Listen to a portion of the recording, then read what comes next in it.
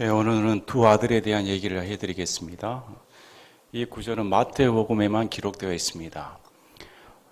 권위에 대해서 예수님께서 말씀하신 이후로 포도원 비유와 그 사이에 끼인 말씀인데 마태복음에만 기록되어 있어서 사람들이 잘 간과하기 쉬운 구절이기도 합니다. 그래서 우리 예수님께서 비유로 주신 이 두 아들이 무엇을 뜻하는가? 본문 내용은 우리 예수님께서 말씀하시는 것은 권위라고 자칭하는 유대인들과 지도자들에게 너희들은 두 아들 중에 어떤 아들이 선한가 이렇게 질문하심으로 말미암아 자신들이 멸시했던 세리와 창녀들이 오히려 하나님의 유업을 받는 아들이다, 참다운 아들이다 이렇게 가르쳐준 얘기입니다. 오늘 구절은 우리에게도 시사한 바가 많습니다. 어찌 보면 교회에는 두 종류의 아들이 있을 수 있습니다. 우리 가운데도 나는 어떤 아들에 속해 있을까 한번 생각해 보는 시간이 될 수도 있는 겁니다. 예수님의 이 말씀을 통하여서 구원과 회개가 무엇인가, 뜻을 돌이켜 가는 것이 무엇인가, 또 하나님께서는 무엇을 원하시는가, 또 구원받은 아들이 되기 위한 조건은 무엇인가 자세히 기록되어 있습니다. 또 반드시 구원받은 자라면 열매가 드러나야 된다는 겁니다. 여기 보면 유대인들은 내가 구원받은 사람입니다. 나는 하나님의 자녀입니다. 바리새인 치면 율법을 지키는 자였습니다. 의로운 자였습니다. 스스로 자기가 떳떳하다고 생각했습니다. 그래서 천국 가는 1순위는 나는 따놓은 당상이다. 이렇게 생각했다는 겁니다. 그러나 예수님께서 보셨을 때는 너희들이 생각하는 지옥 1순위인 세리와 창녀들은 믿음으로 말미암아 구원을 받게 되고 너같이 주장하는 자들은 자신이 의롭다고 생각하는 자들은 오히려 구원받지 못하는 일이 벌어진다고 성경은 말씀을 하는 겁니다. 그래서 성경에서 우리에게 가르쳐 주신 것은 믿음으로 의롭게 된다는 겁니다. 믿음으로 의롭게 되었으며 믿음으로 의롭게 된 자는 반드시 행동이 드러나게 된다. 이 성경에서는 오늘 또 말씀을 통해 우리가 한번 고찰해 보는 시간이 되셨으면 합니다. 요즘 아이들 말 잘 듣습니까? 자녀들 키우신 분들 뭐 딸이고 아들이고 할 것 없이 부모님이 말을 하면 아유 순종하겠습니다 하고 바로 합니까? 아들 중에 보면 두 아들이 나오는데 한 아들은 반항적인 아들이 되었다가 후회하고 그래 내가 부모님 말씀을 순종해야지 돌이킨 애가 있고 그 다음에 소위 말하는 삔지리가 있습니다. 말은 번드르게 합니다. 말로는 다 합니다. 숙제도 말로 다 합니다. 부모님께 순종도 말로만 합니다. 어지간하면 교회에서도 저 사람은 입술만 천국 가겠다. 우리가 농담, 진담반 하는 거 아닙니까? 여기서도 그런 종류의 사람이 나온다는 겁니다. 요즘 자녀들이 부모께 순종하면 얼마나 좋을까. 여기 보면 부모가 얼마나 인격적인가 그 아버지의 마음이 잘 드러나 있습니다. 아버지는 아들에게 항상 인격적으로 대합니다. 강압하지 않습니다. 내 포도원 밭에서 일을 하지 않는다고 매를 주거나 어떤 벌을 주거나 징계를 내리지를 않습니다. 순수하게 아들의 선택의 몫인 겁니다. 그래서 구원은 인간에게 자유를 주심으로 말미암아 인간이 어떤 길을 선택할 것인가는 자신에게 달려있다는 겁니다. 이것은 명백한 구원의 교리인 겁니다. 구원은 철저하게 자신이 선택해서 하나님을 따를 것인가 아니면 이 세상 삶, 곧 배후에 있는 마귀적인 삶을 쫓아서 마귀와 함께 거하는 지옥으로 갈 것인가 본인이 선택해야 되는 겁니다. 그래서 어떤 아들이 정당한가 이렇게 성경에서 말씀을 하고 있는 겁니다. 자, 그러나 너희는 어떻게 생각하느냐? 이 앞 구절에 요한의 침례가 하늘로부터 내려왔는가 아니면 사람으로부터 내려왔는가? 나의 권위에 대해서 도전하는 자에게 바리새인들에게 그렇게 질문하심으로 말미암아 그들의 입을 막아버렸습니다. 그리고 나서 그렇다면 너희는 이 다음 비유에 대해서 어떻게 생각하느냐 이렇게 물어보시는 겁니다. 어떤 사람에게 두 아들이 있었습니다. 아버지에게 두 아들이 있었습니다. 자, 그가 첫째에 가서 아들아 오늘 내 포도원에 가서 일하라 이렇게 말을 했습니다. 포도원은 아버지의 소유입니다. 아버지의 소유에게 소유가 있었는데 아들에게 오늘은 포도원에 가서 일 좀 해다오 이렇게 부탁한 겁니다. 명령한 겁니다. 자, 이전에 농사 지으면 이 뙤약볕에 가서 일손이 부족하니까 자녀들이 학교 갔다 와서 도와주니까 다반사였습니다. 아마 지금도 시골에서는 다 그렇게 할 겁니다. 요즘 농촌에 청년들이 없으니까 이전에는 농촌 시대에 가보면 아이들이 초등학생 물론하고 고등학교 이런 애들도 학교가 끝나자마자 농번기라고 해서 집에 가서 팔 걷어붙이고 뙤약볕에 나가 아버지 도와서 다 농약도 하고 다 일 도와줍니다. 아마 그렇게 사신 분들도 여기 계실 겁니다. 명절도 물론하고 집에 가서 다 부모님 일손 도와주는 사람들이 태반인 겁니다. 그래서 이 아버지 심정도 지금 내 포도원 밭이 있으니까 여기 가서 일을 해달라 이렇게 말한 겁니다. 요즘 같은 날 누가 나가서 지금 밖에서 일하고 싶습니까? 야, 지금 뭐 우리나라 온도가 이렇게 올라갈 수가 있을까? 이제 목요일부터는 광주 날씨가 35도라고 합니다. 이전에 32도만 돼도 너무 뜨겁다 했는데 작년에 보니까 뭐 35도, 36도 이렇게 올라가 버리면 얼마나 뜨거울까요? 견딜 수가 없을 겁니다. 시원한 곳에서 일을 하면 좋을 텐데 요즘 저녁에 보니까 뭐 카페나 음식점이 사람들을 부쩍부쩍 대대요. 밖이 너무 날씨가 더우니까 다 시원한 곳으로 갑니다. 아마 이 아들도 지금 밖이 이렇게 덥고 땀을 흘리며 건강에도 안 좋을 것 같은데 무슨 농사 지으며 그렇게 고생할 필요가 있을까? 아마 이 아들은 가기 싫은 모양입니다. 그래서 단호하게 가기 싫습니다. 이렇게 말한 겁니다. 자, 여기에 대해서 우리가 한번 생각해 볼게. 아버지와 아들의 관계입니다. 아버지가 권위가 없었을까? 아버지가 억압적으로 너 일 안 하면 가만히 안 두겠어. 너만큼 일을 해야 밥을 먹여주겠어. 이런 말이 나오지는 않습니다. 무슨 말이냐면 인격적이라는 겁니다. 인격적인 겁니다. 와서 일해다오 이렇게 한 겁니다. 자, 우리 두 아들 얘기는 누가복음 15장 사건에도 잘 기록되어 있습니다. 물론 다른 비유입니다. 누가복음 15장 사건에도 작은 아들입니다. 그때는 작은 아들이 내 몫을 주십시오. 아버지가 죽기 전에 내 상속 몫을 내달라는 겁니다. 얼마나 부류자입니까? 얼른 아버지 돌아가셨으면 좋을 텐데 기다려 보니까 뭐 몇 년이 기다려도 안 돌아가실 것 같으니까 못 기다리겠다. 빨리 그냥 내 상속 재산이나 주세요. 그래서 아버지가 두말 않고 주십니다. 이런 아버지란 겁니다. 성경에서는 하나님을 이렇게 묘사합니다. 하나님께서 인간을 어떻게 대하시는가? 1:1 관계 속으로 대해 주신다는 겁니다. 우리를 전 인격적인 관계로 인격체로 보시고 대우하시지 위에서부터 명령을 하달해서 이렇게 억압적인 그런 분이 아니신 겁니다. 이런 분위기니까 첫째 아들이 단호히 거절할 수가 있다는 겁니다. 자, 복음은 거절할 수가 있는 겁니다. 복음은 받아들일 수가 있는 겁니다. 철저히 받아들이고 거절하는 것은 이 사람 자유인 겁니다. 하나님께서는 억압하신 적이 없다는 겁니다. 이런 분위기 속에 첫째 아들은 단호히 가기 싫습니다. 그가 가기 싫어하는 이유는 여러 가지가 있을 겁니다. 아마도 일하기 싫다는 겁니다. 더 멋진 일이 있겠죠. 도시에 나가면 더 번들한 일이 있지 않을까요? 양복이나 넥타이 매고 시원한 곳에서 에어컨 바람 쐬며 사무직 일을 하면 남들이 알아봐주고 선선하게 잘 지낼 수가 있을 텐데 괜히 땀을 흘리가며 아버지 밑에서 일하다가는 이거 내 인생이 보장이 되지 않겠다. 이렇게 생각할 수도 있습니다. 또 포도원에 일하는 순간 아버지로부터 구속받는다는 느낌이 들 수도 있습니다. 난 자유롭게 살고 싶은데 나는 아버지 영역에서 벗어나서 밖으로 나가면 훨씬 더 자유로운 세계가 펼쳐질 수 있는데 왜 아버지 말에 순종해서 포도원에 가서 내가 포도나무를 가꾸는 그런 일을 해야 되는가? 하기 싫다는 겁니다. 여러분은 어떻습니까? 여러분 하나님의 명령에 순종하고 싶습니까? 아니면 자유롭게 저 세상에 나가서 마음대로 살고 싶을까요? 우리에게는 인간의 마음은 항상 아버지의 명령을 거역하고자 하는 이 열망이 있습니다. 아버지 하면 구속의 개념이 들어간다는 겁니다. 뭔가 억압의 개념이 있습니다. 사람들은 자기의 자유를 만끽하고 싶어서 하나님을 멀리하고 떠나고 싶어 하지요. 처음부터 예수님 잘 믿는 사람 없습니다. 여러분 교회 다니면서 태어나는 순간 예수님 믿는 사람 있습니까?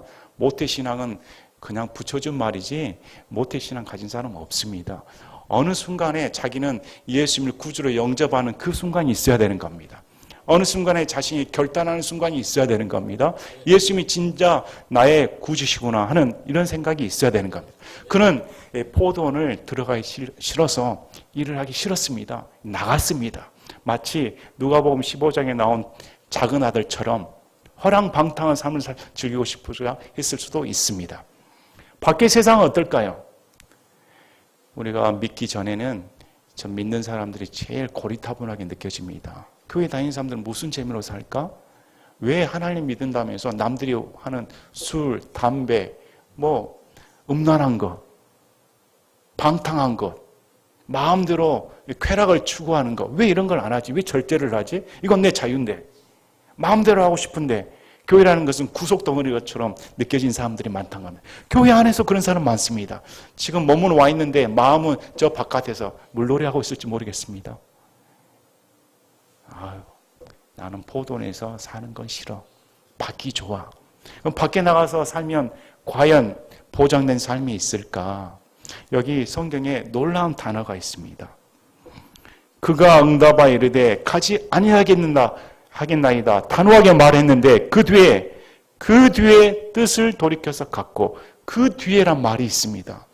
그 뒤에가 과연 1시간인지 2시간인지 3시간인지는 모릅니다.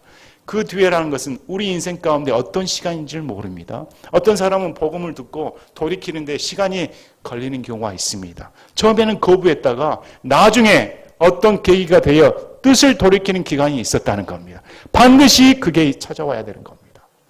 그 뒤에 뜻을 돌이켜서 갔고, 성경에서는 뜻을 돌이켜서 갔다 이 말을 회개라고 말을 합니다.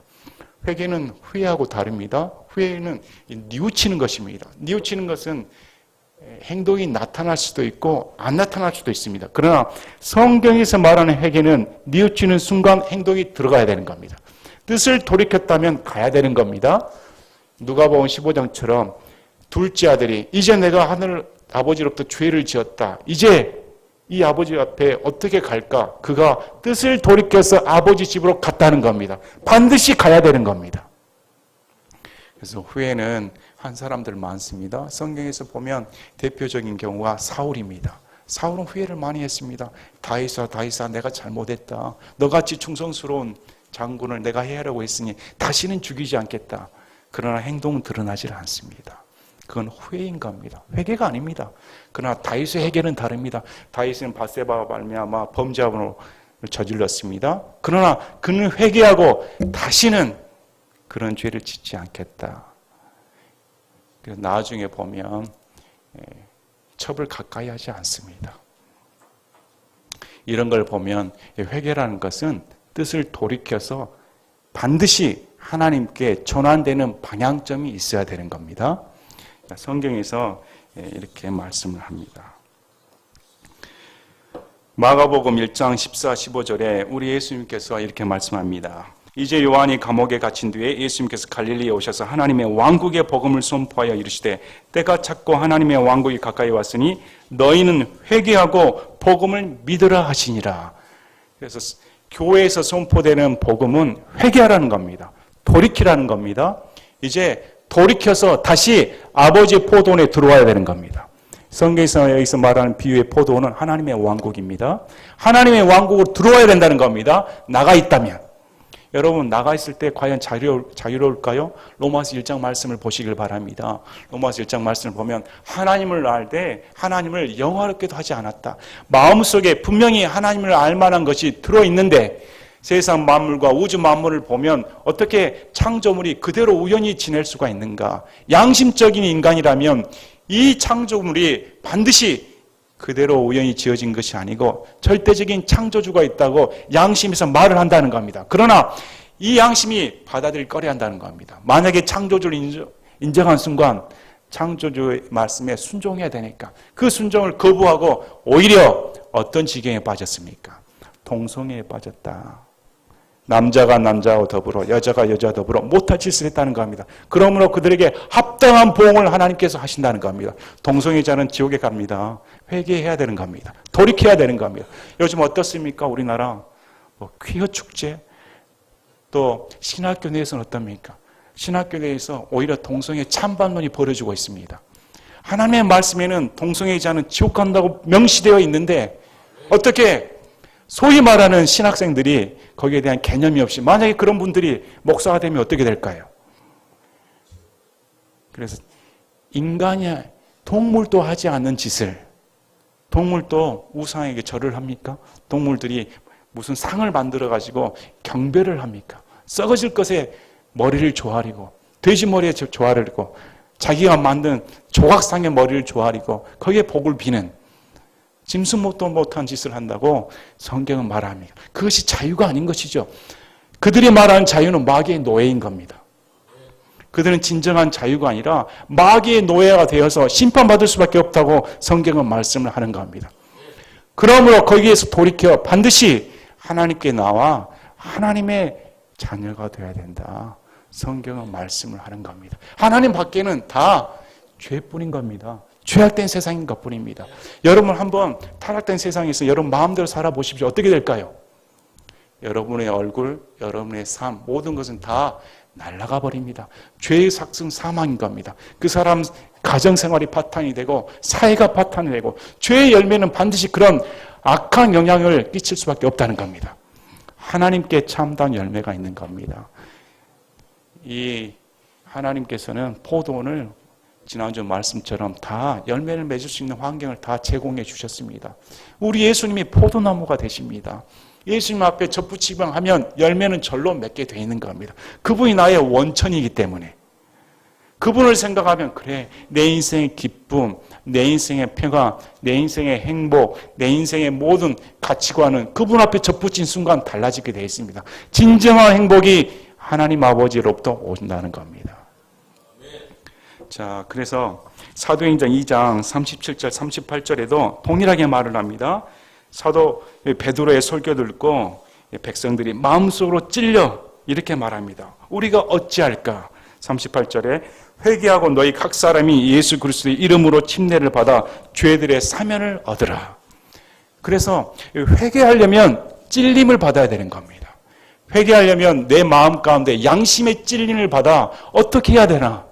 어떻게 해야 내가 지옥 가지 않고 구원받을 수가 있을까? 어떻게 해야 나의 지긋지긋한 이 죄들로부터 사면함을 받을 수가 있을까? 회개하라는 겁니다. 회개하라는 말은 이제 너희를 믿었다면, 너희 삶 가운데 살았다면 하나님께로 돌이켜서 하나님을 쫓는 삶을 살라고 성경은 명령하는 겁니다. 사도행전 17장 30절에서도 바울의 아테네 설교에 이렇게 나옵니다. 바울이 이제는 모든 곳에서 모든 사람에게 회개하라고 명령하셨다. 하나님께서 모든 곳에서 모든 사람에게 회개하라는 겁니다. 회개하지 못할 사람에게 회개하라고 명령하겠습니까? 회개할 능력이 없는 사람에게 하나님께서 회개하라고 명령하시겠습니까? 그러면 하나님께서 불의하시죠. 회개하는 것은 철저히 자기 몫인 겁니다. 본인이 하나님 말씀을 듣고 회개해야 되는 겁니다. 자, 그렇다면 어떻게 해야 되나? 사도행전 26장 20절에 아그리빠 왕 앞에서 바울이 증언이 이렇게 합니다. 먼저 다마스커스와 예루살렘 사람들과 온 유대 지방에 그리고 이방인들에게 그들이 회개하고 하나님께로 돌아와 회개에 합당한 일들을 행하여 함을 보매. 그래서 바울의 복음 사역은 분명했습니다. 회개하고 하나님께로 돌아와 하나님께 합당한 열매를 맺으라는 겁니다. 이것은 침례자 요한도 동일하게 말을 했습니다. 침례자 요한도 너희가 하나님께 합당한 열매를 맺어야 된다. 이렇게 성경은 명령하고 있는 겁니다. 그래서 반드시 뉘우침이 아닌 겁니다. 깨달음이 아닌 겁니다. 뜻을 돌이켜 방향 전환을 해야 되는 겁니다. 방향 전환을 해서 아버지의 말씀에 순종하겠습니다. 이것이 회개인 겁니다. 그 뒤란 말은 어떤 공간인지는 모르겠습니다. 그가 어떤 생각을 했는지 모르겠습니다. 그러나 하나님은 묻지 않으신 겁니다. 그 기간 사이에 너가 뭘 했든지 간에 묻지 않으신다는 겁니다. 그래서 우리의 죄가를 묻지 않는 겁니다. 어떠한 흉악한 죄를 범했을지라도 돌이키만 하면 된다는 겁니다. 다 용서해 주겠다. 이것이 복음인 겁니다. 그래서 그가 그 뒤에 뜻을 돌이켜 다시 아버지 보돈으로 내가 가겠다. 이렇게 첫 아들이 돌이켰습니다. 근데 둘째에 갔습니다. 둘째에 가서 또 그와 같이 말하며 자, 내 포도원에 가서 일을 해라 했더니 그가 응답하여 이르되 아버지 가겠습니다 하고는 안 가버렸습니다. 입으로는 가겠습니다. 순종합니다. 아버지는 내 아버지입니다. 얼마든지 가서 하겠습니다 하고 안 해버린다는 겁니다. 여기서 예수님 말씀하신 것은 이 둘째 아들이 너희들이다. 바리새인들과 서기관들 너희들이 이렇게 행동하고 있다는 겁니다. 정말로 하나님 아버지를 믿는다면 그 아버지께서 보내신 아들의 명령에 순종해야 되는데 너는 아들을 배척하고 있지 않는가? 아들의 명령을 순종하고 오히려 상속자인 아들을 죽여버리는 그런 행동을 너희들은 저지른다는 겁니다. 너희들이 이런 자이다. 입술로는 하나님을 공경하는데 행동으로는 전혀 나타나지 않는다는 겁니다. 이 말씀은 우리가 이렇게도 나옵니다. 누가복음 3장 7절 8절에도 침례자 요한이 이렇게 말합니다. 요한이 자기에게 침례를 받으러 나오는 무리에게 이르되 오 독사들의 세대야 누가 너에게 경고하여 다가오는 진노를 피하게 하더냐. 그러므로 회개에 합당한 열매를 맺고 너희 속으로 우리에게는 아브라함이 우리 아버지로 있다 하지 말라는 겁니다. 정말로 내가 아브라함이 내 아버지입니다. 이렇게 말을 한다면 회개에 합당한 열매로 증거하라는 겁니다. 그래서 야고보서 2장 17절에 행함이 없는 믿음은 죽은 것인 겁니다. 믿음이 있다면 반드시 행동이 돌출돼야 된다는 겁니다. 그래서 믿음 따로 행동 따로는 아닌 겁니다.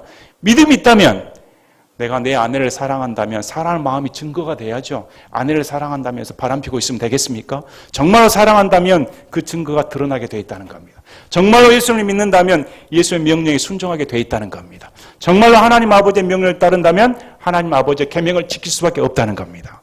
이렇게 행하라. 성경은 그렇게 말씀을 합니다. 그래서 디도서 1장 16절에도 이렇게 나옵니다. 디도서 1장 16절에 그들이 하나님을 안다고 고백하나 행위로는 그분을 부인하니 그들은 가증하고 불순종하는 자들이요 모든 선한 일에 대해 버림받은 자들이니라. 심판받을 자들이 하나님을 안다고 고백을 합니다. 나는 예수님을 압니다. 나는 교회를 압니다. 복음을 압니다. 그러나 행위로는 부인한다. 전혀 드러나지 않는다는 겁니다. 그래서 행위로 입증해 보라는 겁니다. 예수님을 믿는데 기도도 한 번 안 해봅니다. 예수를 믿는데 성경도 한 번도 안 봅니다. 예수를 믿는데 자식 사랑도 안 합니다. 예수를 믿는데 아내, 남편 사랑도 하질 않습니다. 예수를 믿는데 가족, 그 다음에 이 나라 아픈 마음들 전혀 동참하지도 않습니다. 그러면 퀘스천 마크인 겁니다. 과연 행위가 드러날 수가 있는가? 많은 사람들이 행위를 강조하며 행위 구원론을 가르치는가? 성경 그렇게 말하지 않습니다. 믿음으로 구원을 받았다면 예수님께 접붙임 바 되어서 자연스럽게 열매가 드러나오는 겁니다. 그 목적으로 예수님이 죽으셨기 때문에. 그래서 이렇게 말씀을 하는데 우리 마태복음 23장 1절부터는 우리 예수님께서 무리와 자기 제자들에게 이렇게 꼬집어서 말씀을 합니다. 서기관들과 바리새인들이 모세의 자리에 앉아 있다. 모세는 치리하는 자였습니다. 유대 백성들을 치리하는 권한을 가진 자였는데 이 자리를 서기관들과 바리새인들이 자신들이 모세다. 모세의 자리를 위임했다. 에헴하면서 백성들을 억압하기 시작했다는 겁니다. 그들이 너희에게 지키라고 명령한 것은 너희가 다 지키고 행하되 그들의 행위대로는 하지는 말라. 그들은 말만 하고 행하지는 아니하며 또 무겁고 지기 힘든 짐들을 묻고 사람들의 어깨에 지우되 자기들은 손가락 하나도 까딱하지 않는다는 겁니다. 말씀을 증거를 하는데 성경을 가르치는데 모세의 자리에 앉았다고 모세의 대리자라고 앉아서 말을 하는데 행동으로는 하나도 드러나지 않는다는 겁니다. 말만 이렇게 행하는 자들에게서 돌이켜야 되는 겁니다. 성경은 이렇게 이런 사람이 둘째 아들이었다. 입으로만 말을 하고 행위로는 드러나지 않았다는 겁니다. 자, 그래서 우리 예수님께서 말씀을 물어보는 겁니다. 그 둘 중에 누가 자기 아버지의 뜻을 행하였느냐? 누가 자기의 아버지의 뜻을 행했을까요? 그들이 그분께 이르되 첫째 아들이라. 맞습니다. 뜻을 돌이켜서 아버지의 명령에 순종한 그 첫째 아들이 마땅합니다. 이렇게 말을 하니까 그들에게 이르시되 진실로 내가 너희에게 이르노니 세리들과 창녀들이 너희보다 먼저 하나님의 왕국에 들어가느니라.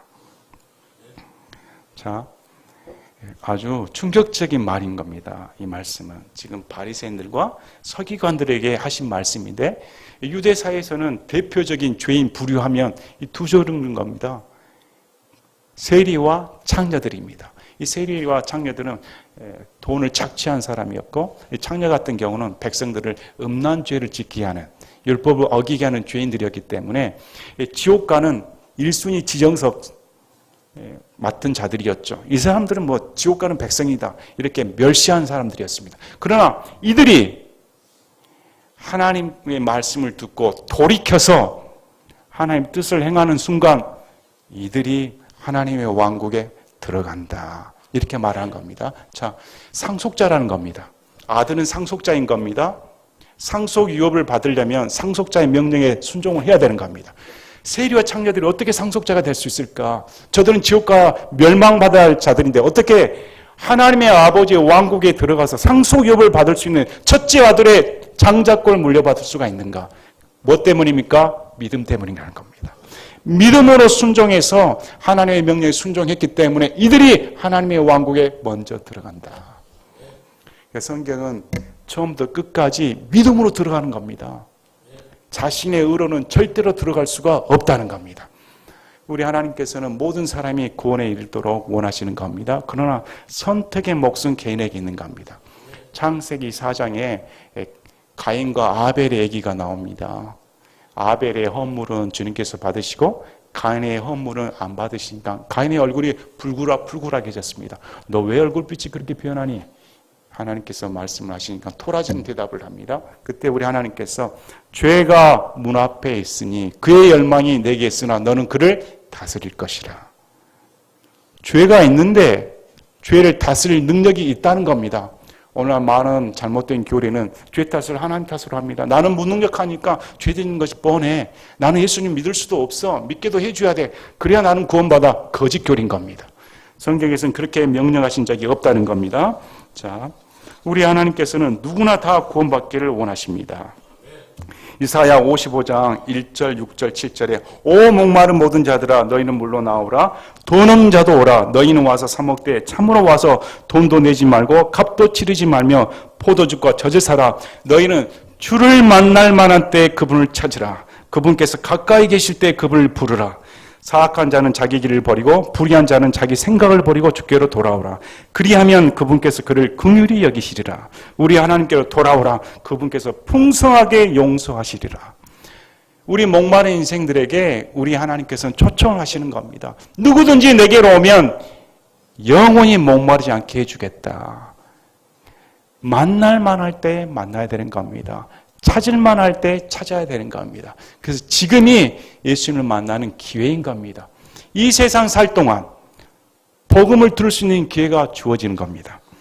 에스겔서 33장에서도 11절에 그들에게 이르기를 주 하나님이 말하노라. 내가 살아있음을 두고 맹세하노니 사악한 자가 죽는 것을 내가 기뻐하지 아니하며 오히려 그 사악한 자가 돌이켜 자기 길에서 떠나 사는 것을 기뻐하노라. 오 이스라엘의 집아 너희는 돌이키라. 너희는 돌이켜 너희의 악한 길들에서 떠나라. 어찌하여 너희가 죽고자 하느냐. 돌이키라는 겁니다. 절대로 지옥 가는 것을 하나님께서는 원하지 않습니다. 디모데전서 2장 4절에서도 그분은 모든 사람이 구원을 받고 진리를 아는 데 이르기를 원하시느니라. 이런 말씀은 성경에 곳곳에 적혀져 있습니다. 마태복음 18장 14절에도 이 작은 날 중에 하나라도 멸망하는 것은 하늘에 계신 너희 아버지의 뜻이 아니니라. 한 사람도 지옥 가기를 원하지 않으신다는 겁니다. 그래서 절대로 유기론을 말을 하면 안 됩니다. 안 믿는 자로 택정을 받아 유기시키기로 작정해서 하나님의 영광을 드러낸다는 것은 하나님의 성품을 모독하는 겁니다.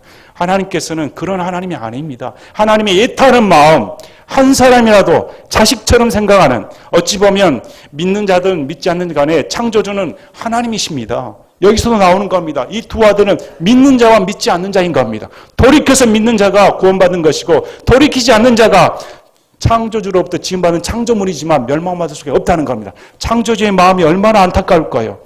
우리를 창조하셨는데 창조물이 한 사람이라도 지옥에 빠진다면 얼마나 그 마음이 애탈까? 그 성경에서는 누차 계속적으로 회개하라는 겁니다. 회개해서 영원한 생명을 얻으라는 겁니다. 그래서 요한복음 3장 35, 36절에 아버지께서 아들을 사랑하사 모든 것을 그의 손에 맡기셨으니 아들을 믿는 자에게는 영존한 생명이 있고 아들을 믿지 않는 자는 생명을 보지 못하며 도리어 하나님의 진노가 그 위에 머물러 있느니라. 믿는 자는 영존한 생명을 얻고 믿지 않는 자는 영존한 형벌에 처해진다는 겁니다. 그래서 여기 말씀에 나오는 바리새인들과 서기관들은 입으로는 하나님을 믿습니다 하는데 실제적으로는 부인하는 자들이다. 왜 부인하는 자들입니까? 아버지의 명령을 따르라는 겁니다. 아버지의 명령은 아들의 명령에 따르라는 겁니다. 그래서 지금 우리는 예수의 말씀을 듣는 겁니다. 예수의 말씀을 듣는 것이 아버지의 명령에 순종하는 것이기 때문에. 여러분 돌이키신 적이 있습니까? 어찌 보면 우리도 둘째 아들 같습니다. 기도는 마음대로 합니다. 기도 가운데 주여 내 마음을 받아주십시오. 저 주님 앞에 이렇게 작정하고 살겠습니다. 그러나 작정대로 되지를 않습니다. 성경의 찬송가를 보면서 어디든지 주를 따라가리다. 아골골짝 빈들에도 복음 들고 가리이다. 우렁차게 외치지만 실제적인 삶 가운데 드러납니까? 목숨까지도 바치고 주의 진리 위해 힘써 싸우세요. 그렇게 합니까? 우리 어찌 보면 다 둘째 아들 같습니다. 입으로는 하겠습니다. 찬송 부릅니다. 기도합니다. 그러나 행동으로는 드러나지는 않습니다. 부끄럽지요. 그러나 오히려 첫째 아들이 겸손한 겁니다. 첫째 아들이 진실된 겁니다. 그래요. 저는 주님을 따를 수 없어요. 저는 못 믿겠습니다. 하나님의 명령이 너무 무겁게 생각됩니다. 난 내 마음대로 살겠습니다. 그런데 내 마음대로 살았더니 내게 다가온 것이 죄악된 습성, 마음의 피폐함, 인생의 비참함밖에 들어오질 않습니다. 죄의 쾌락은 여러분에게 단맛을 다 뺏어가 버립니다. 순간의 쾌락은 가져다 줄지 모르지만 영원의 형벌이 찾아온다는 겁니다. 만족할 수가 없다는 겁니다. 그래서 돌이켜 하나님의 명령을 쫓겠습니다. 예수님께 순종하겠습니다. 이런 자가 진실된 자다. 우리는 어떨까요? 우리의 신앙을 돌이켜봐야 되지 않을까? 아울러 여러분 여기에 믿지 않는 분들이 있다면 회개하셔야 됩니다. 하나님의 왕국에 들어가야 되는 겁니다. 뜻을 돌이켜야 되는 겁니다. 이제까지 내 마음대로 살았다면 뜻을 돌이켜서 하나님 아버지께서 원하시는 방향대로 살아야 되는 겁니다. 반드시 인생의 방향 전환점이 있어야 되는 겁니다. 오늘 말씀을 통하여서 과연 내 인생 가운데 주님이 찾아주신 은혜의 말씀이 얼마나 큰가. 세리와 창녀와 다름없는 나, 어떻게 믿음으로 예수 그리스도의 십자가 보혈 때문에 상속자가 될 수 있는 영광을 누렸을까? 나는 바리새인처럼 헌금도 하지 못했습니다. 바리새인처럼 주일마다 기도하지도 못하는 자입니다. 바리새인처럼 금식하지도 못하는 자입니다. 그러나 내세우는 것이 예수 그리스도의 피밖에 없다는 겁니다. 예수 그리스도의 피 때문에 십자가에 흘린 공로 때문에 첫째 아들이 되는 영광을 얻었다는 겁니다. 여러분 상속자가 되셨습니까? 얼마나 큰 영광입니까? 또 아울러 세상 가운데 살지 않고 하나님의 포도원에 들어와서 일을 할 수 있다는 것이 특권인 겁니다. 우리 예수님께서 행한 대로 갚아주겠다. 여기서 열심히 봉사한 만큼 그날의 영광으로 갚아주겠다는 겁니다. 얼마나 멋진 사업입니까? 세상 사업은 베팅을 합니다. 주식 잘못하면 쫄딱 망합니다. 간이 오그라들고 콩그라듭니다. 또 사업 잘못하면 망하죠. 요즘같이 경기가 어려우면 얼마나 힘들까요? 얼마나 수익성이 높을까 따져봅니다. 그러나 우리 수익성은 절대 보장인 겁니다. 하나님께서 보증하셨기 때문에 행한 만큼 갚아주겠다는 겁니다. 여러분 열매 맺는 인생 원하십니까? 여러분 하나님께서 상급으로 갚아주기를 원하십니까? 하나님 사업에 투자하시길 바랍니다. 하나님 포도원으로 들어와 열심히 일하시길 바랍니다. 열심히 기도하고 봉사하고 성경 보고 자녀 사랑하고 부모 잘 섬기고 아내 남편 사랑하고 직장 동료 가운데서도 더 충실히 일하고 학생이라면 더 공부 열심히 하고 누구나 보았을 때 저 사람은 참 인정받을 만하다. 하나님 믿는 사람이다. 이런 열매가 드러나는 그런 성도들 되기를 바랍니다. 제가 기도하고 마치겠습니다.